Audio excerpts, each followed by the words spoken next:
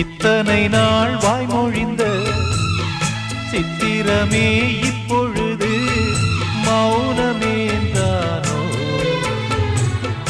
மின்னலென மின்னிவிட்டு கண்மறைவாய் சென்று விட்ட மாயம் நீதானோ?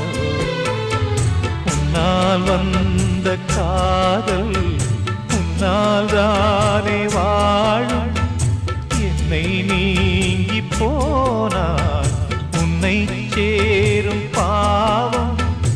எனக்கொரு அடைக்கலம் வழங்குமோ உன் இதயமே? அன்பேவா அருகிலே என் வாசல் வழியிலே உல்லாச மாளிகை மாளிகை